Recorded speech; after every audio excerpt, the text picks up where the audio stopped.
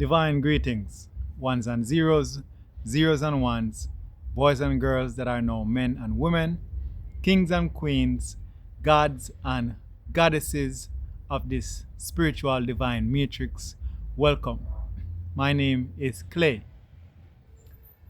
Today I want to share on my perspective of embodying accountability.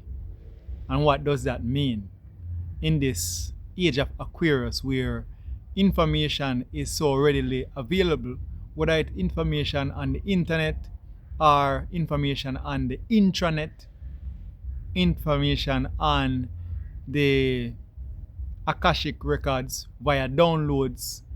Information is heavy in this age. The task is what to do with all this information. Now, information is useless without accountability. And, as I'm saying that, I'm even listening to myself say it. Information is useless unless you have accountability, unless you embody the information.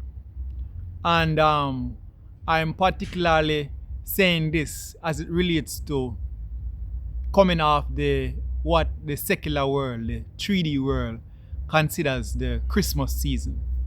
The Christmas spirit was in last week, and this week we're having according to the secular world, the New Year's spirit.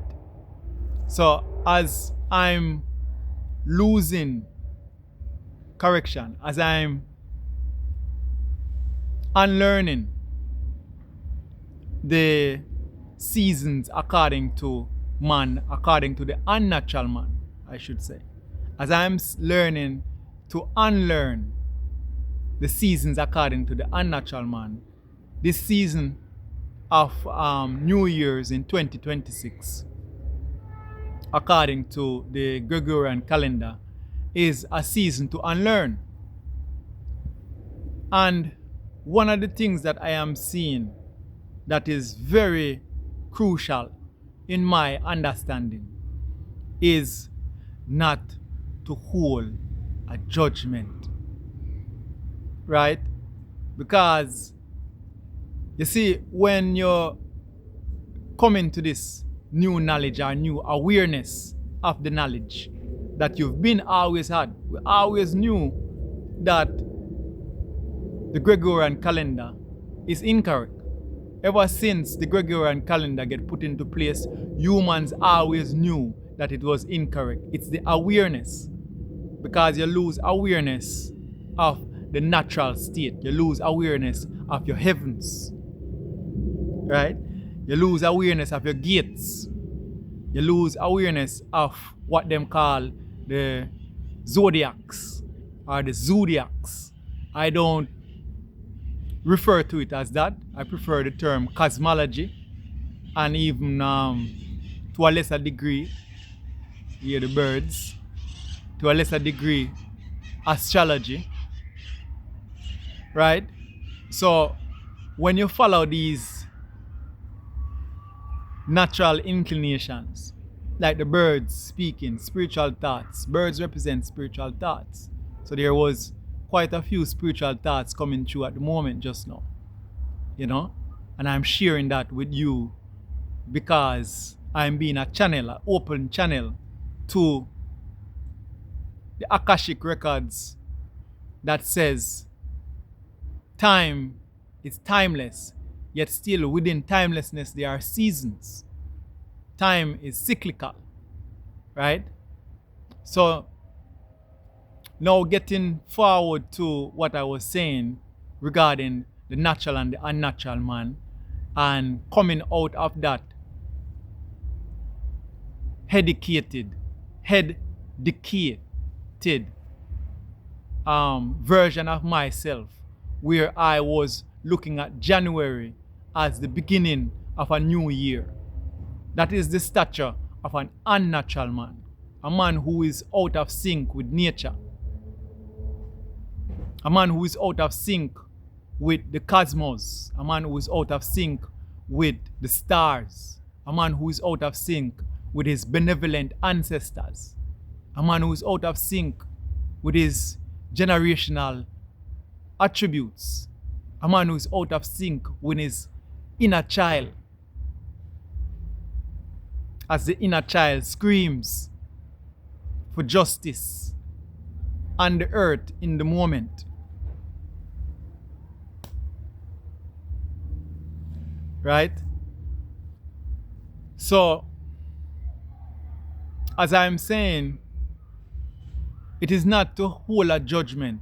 It is to come into an understanding, have an inner standing and an overstanding of what it is to embody the accountability of the information that we are getting, the information that we all already have, because we are born with a knowing.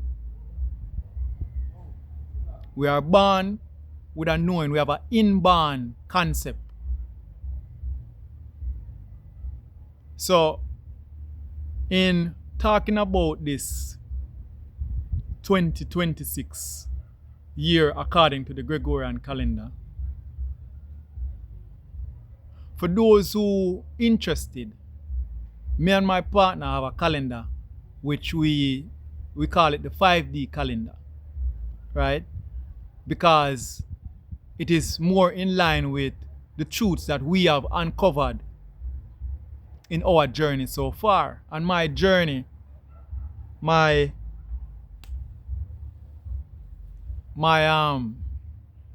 spiritual journey in awareness, that is, began in 2020 with the schizophrenic break that I had, a mental break. I had to break that egoic hold that I had on society.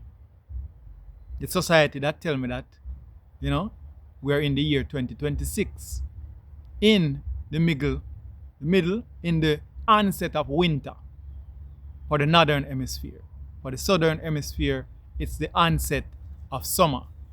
Nonetheless, people in the southern hemisphere celebrate Christmas with the same season of summer as those in the northern hemisphere celebrated, because that is the level of indoctrination that is put upon the land of people. Right? Now, accountability. Once we have the information, we are to be held accountable for embodying that information, which means that if you hold a conviction within yourself, when you get the notion to celebrate, right?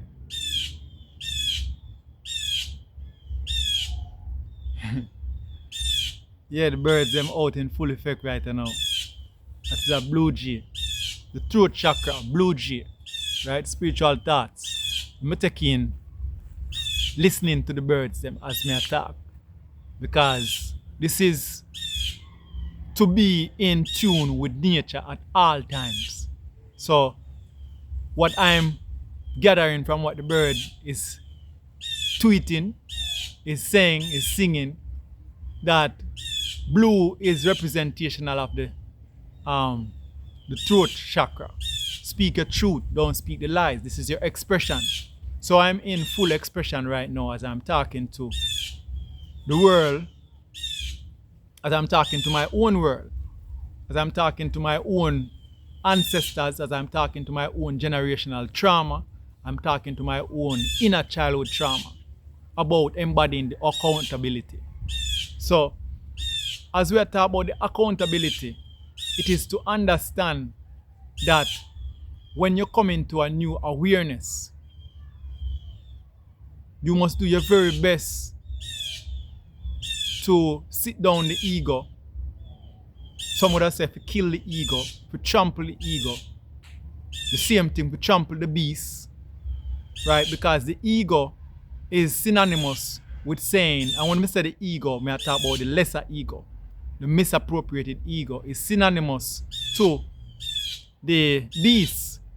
So you have to trample the beast as those who would remember, if they can so remember, who are in alignment with the teachings of the great ones in Kemet, and some teachings from the Mayans and the Incas, from the tribal people, or I shouldn't say tribal, a less contaminated word is the native people, the indigenous people. The indigenous people always understood that we are here on earth to unseat the ego, the demon, to unseat the trauma, the wound, the hurt, where we are on planet Earth, where we plan it that it's going to hurt. Right? We plan it that it is going to hurt whenever we allow the ego, the misappropriated ego, to lead, because it must be corrected. Some would call it karma. Simply put, it must be corrected. Course correction is going to take place. We are infinite beings, and life will always be lifing. Life will always bring forth more and greater life. Life will always bring forth more and greater life, because it is infinite, which means that that which is perceived to be positive, that which is perceived to be good, that which is perceived to be great, is only going to get better. It's only going to increase. And of course, in the increase, there's equilibrium, there's balance. So, same thing goes for the heart. Right? Same thing goes for the heart. So, as I'm going through this spiritual awakening process, I'm embodying accountability. And this is what I'm talking about. Accountability, accountability, accountability. It is very important.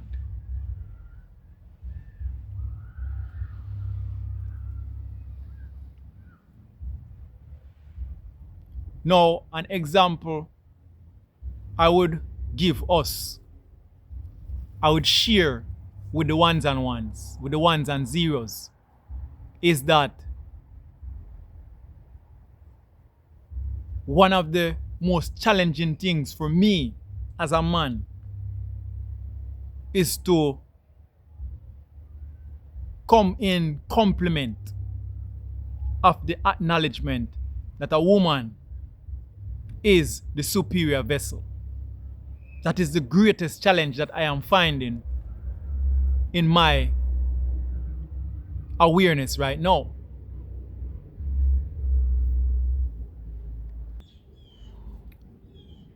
One of the greatest challenges that I am facing is embodying the accountability that a man is a complement to a woman, which means that as I recognize that the woman as a vessel is superior in her totality, because she's the feminine, and feminine is closer to source than masculine. That is the greatest challenge for my ego, for my misappropriated ego, not the divine ego, the misappropriated ego, the lower self, to come under, see, not even for come under, it's for bear witness to a complement, that there's superior and there's inferior. And in the balance of it all, we are loving beings. We are love, light, truth, beauty, goodness. Right? So I was given an example that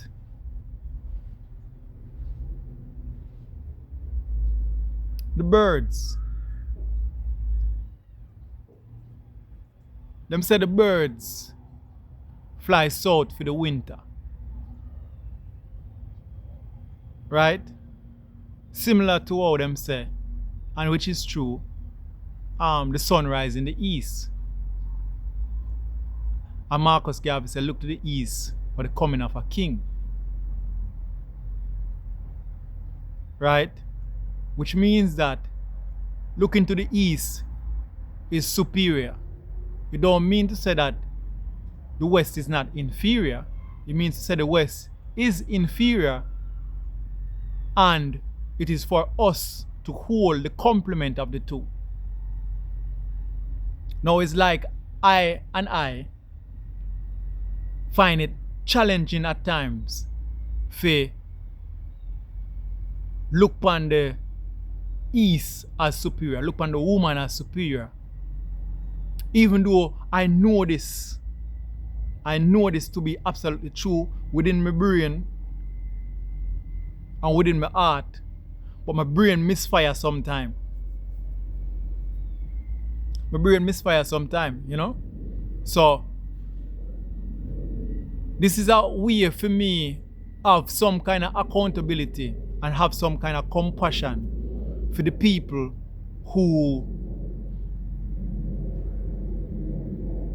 sister we there in the onset of winter and they must celebrate New Year's. When New Year's, naturally speaking, from a cosmic level, as above, so below, as within, so without, our ancestors teach us, as we know our ancestors, as we are our ancestors, we embody that and we say, the year begins in spring. Yet still some people find it challenging to embody that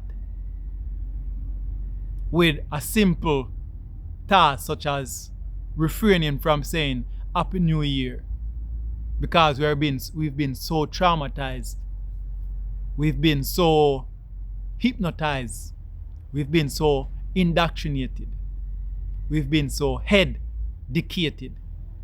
Your head decayed.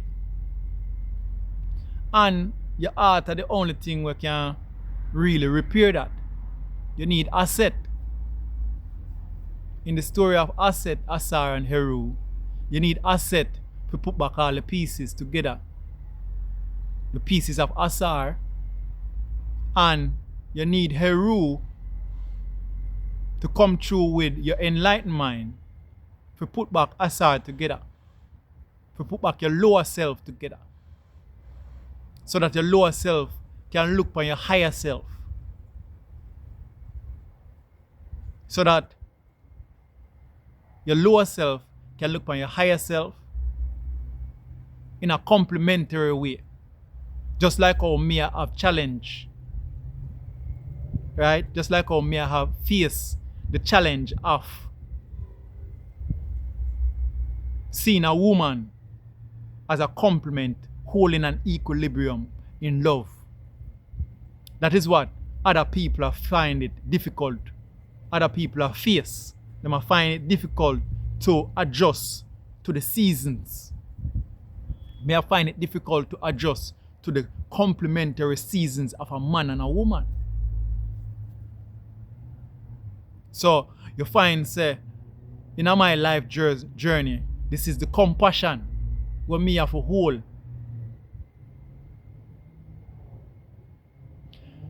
Now, as usual, I ask the ones and the zeros for like, comment, share, subscribe. Share if you're dear, so to speak, you know. And we could have a conversation in the comment section.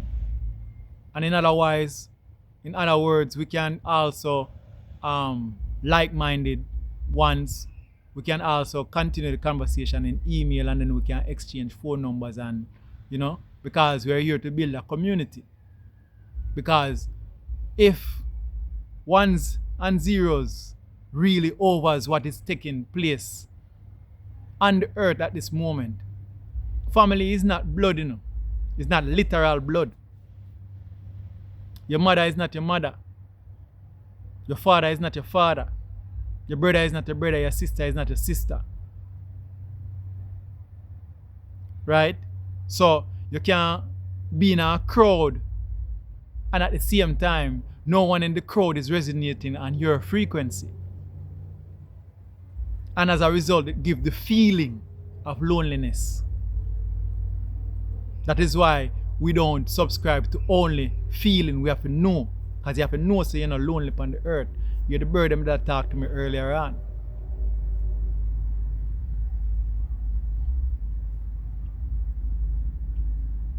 The wind is blowing lightly.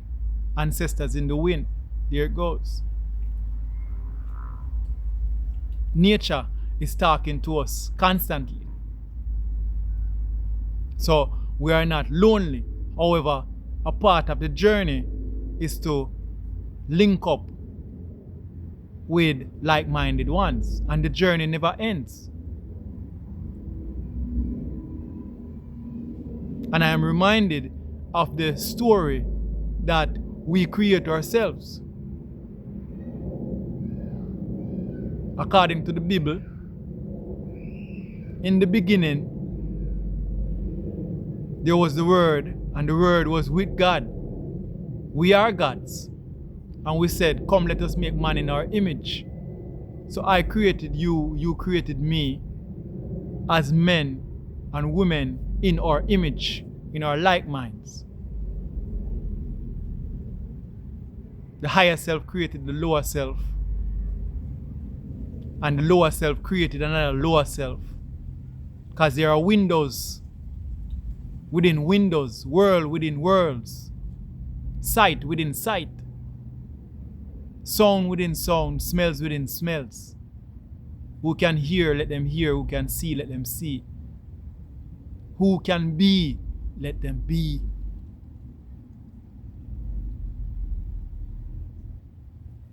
So, as I'm talking about embodying accountability,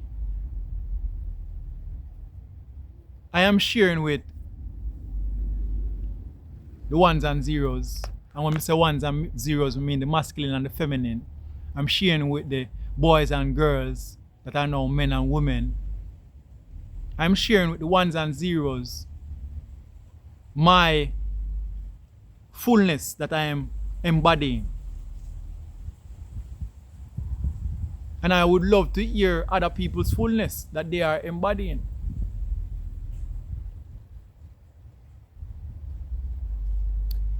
There is a matter of the Akashic records and me disclosing, unclosing what I have uncovered about my soul incarnation. So this is my 7th soul incarnation in this soul imprint. And as a part of my accountability and what it is that I have embodied, I am uncovering that I have recent memory of the one who they call Yeshua, the one who they call Christ, which, to make things abundantly clear, there is no one Christ. At the time of the embodiment of the one who they call Christ, Yeshua the Christ, the word Christ did not even exist.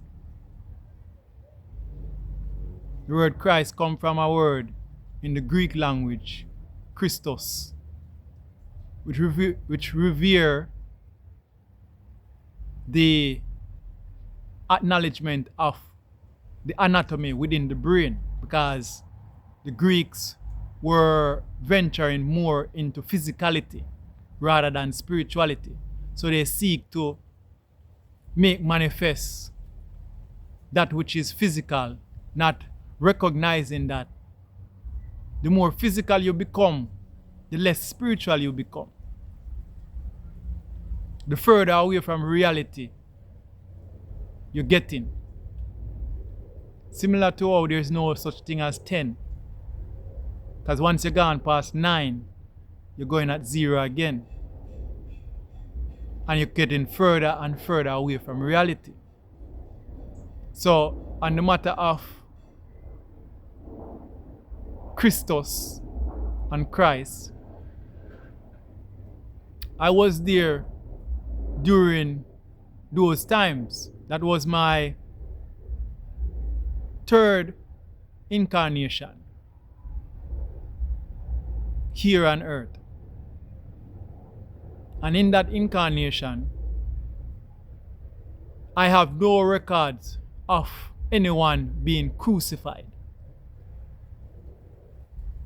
As far as I am aware, that is a story made up by the clergymen at the time, those who wish to govern men, those who wish to govern men's mental, came up with that story based in the truth. That story of one man, who that one man did exist, not in the way that they're telling the story, not in the way of a virgin birth, not in the way of the Holy Spirit, so to speak, not the way they refer to the Holy Spirit. These things are illusions and delusions. What I and my brethren and sisters during that time would do is participate in a burial system where the enlightened beings would be taken up by the birds. So when one transitions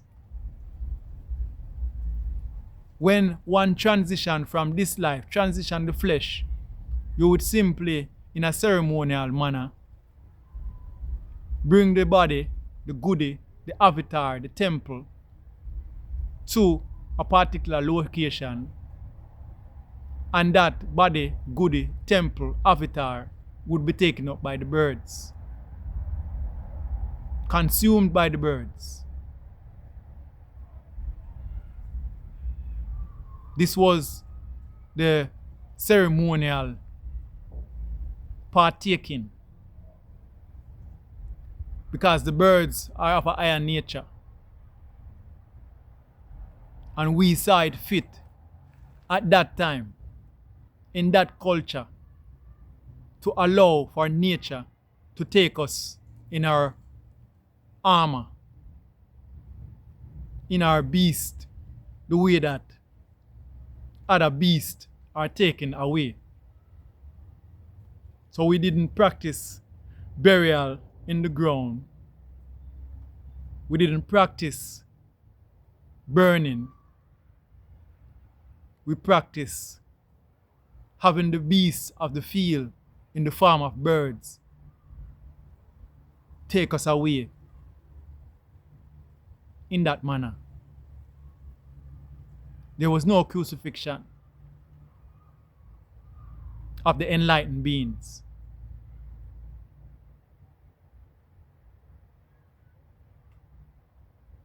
This is me spreading, sharing, disseminating. Some will call it propagandizing. Information that is out there. This is the age of Aquarius. Nothing is a secret. Everybody can see each other's trauma. We're simply hiding. We're hiding from ourselves. That is what we're doing. Hiding from ourselves and hiding from those who can be hidden from. Trauma is seen for what it is. A rapist is known, a murderer is known, a pimp is known, a pedophile is known. Because you do it to yourself. Before you do these things to people, you do them to yourself. You lie to yourself first.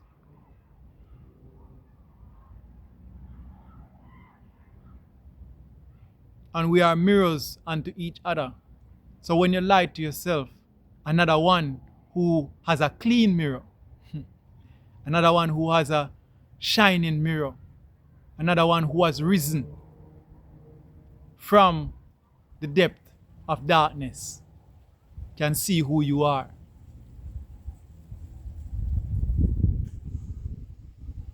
So this is my accountability, embodying my accountability in this season.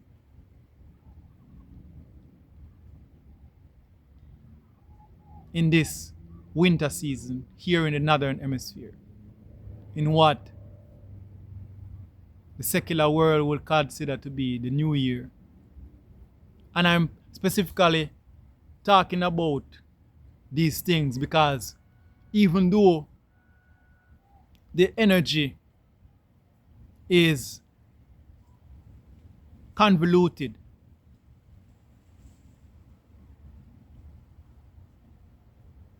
not complicated, the energy is convoluted, there is a vortex that is formed based in the collective consciousness. Because a whole lot of energy is going into what is perceived to believe to be the New Year's. That is a whole lot of energy of the human nature that I can feel it. I can feel it. And that energy, I am doing my own trauma healing in this time of not letting that energy inundate me. Not letting that energy inundate me. Because I know the time. And now is a time for healing. Now is a time for rest. Now is a time for going inward even more and more. It is not a time for high consumption. It is a time of shedding, a time of dismantling, a time of deep introspection, a time to respect yourself, to respect spirit. We are spiritual beings having a human experience. We are spiritual beings having a spiritual experience through a human avatar.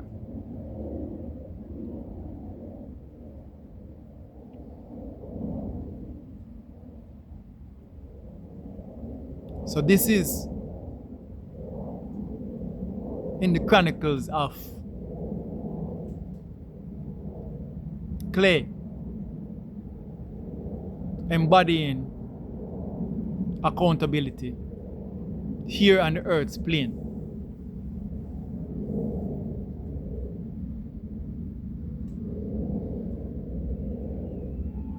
So I'm saying to those who are more inclined to the awakening process, those who are on their pathway and seeing the bullshit that is taking place, this is my appeal, as I'm appealing to myself, to be patient, not to be complicit, to be patient and to be compassionate with self first. And as you be compassionate with self, you will see that those who are lost are a complement to you, as the lower self is the complement to the higher self, as the zero is the complement to the one, as men are complement to women, boys are complement to girls, east is complement to the west, and everything must be held in equilibrium in this vibration of a sensation, a frequency considered to be love in the language of humans. Ashe. Amen and namaste.